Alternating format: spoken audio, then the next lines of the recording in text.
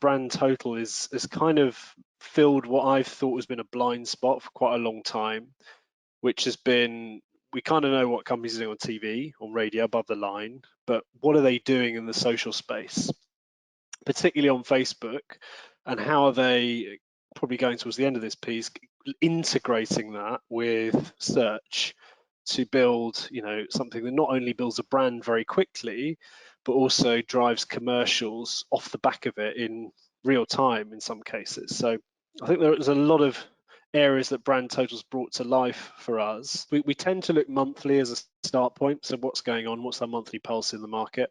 It could be, for example, we see October, November, British Gas, one of our big competitors, will go very heavily on ancillary sales, i.e. boilers, insurance, all of those products, very seasonal. So we would look at that, we would pick that up. It could be that going into Q1, we see a lot of brands move much more towards a commercial message and much sharper around conversion. So you'd look in, you could look at their Facebook ads, you can see they're saying, buy now, it's £50 refer a friend figure, for example. You could see in lockdown 1, for example, a lot of brands go much softer with their messaging, saying we're here for you. I think we have that monthly pulse. We look at a really granular level. So what would be the, is there a change in the mix of channels that are being used? Is there a change in the messaging?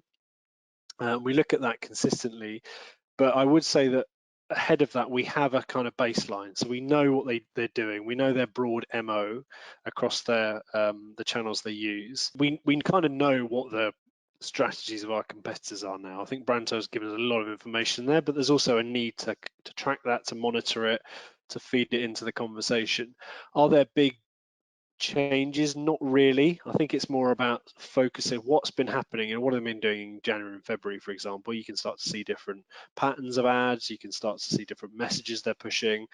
We can see whether they're working or not, and if they are, if those themes are working, then we recommend that that's fed into our brand. But I do think it's important to really make the point that people, I don't think consumers want brands to copy each other. So I think it's about taking what's working on a sort of thematic basis and implementing it into your strategy. Overall, I think it's about believing in the brand, believing what you're trying to say, but trying to find the optimal way of saying it and through the right channels.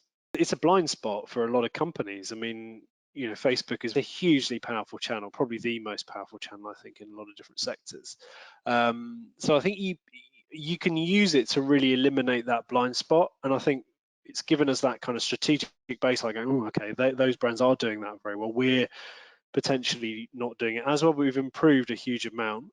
So I think there's a strategic piece. I think when it comes to ROI, I think it's about knowing what you're doing with the data sources on the one hand, but I think you have, if you can mix them together and you could build a story, and that's not just from a sort of insight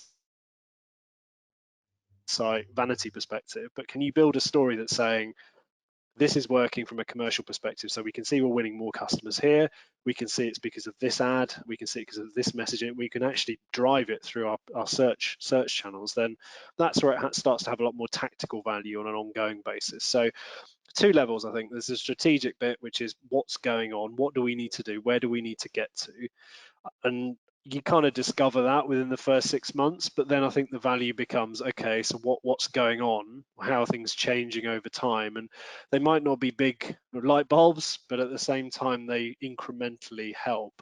When it comes to ROI, yes, I think there's a definite ROI from it. In our business, you have to put data behind things. It's not enough just to have hunches and opinions. So I'm linking back to that point around a bit of a blind spot around social. If someone says to me, okay, is Facebook that important for us? Yeah, it is, and here's why. So it does inform those conversations as well. So maybe 3 areas: the strategic view, a tactical gain over time, but also that ability to put numbers behind the value of a certain channel, and how your competitors are delivering, or they're not, depending on who they may be.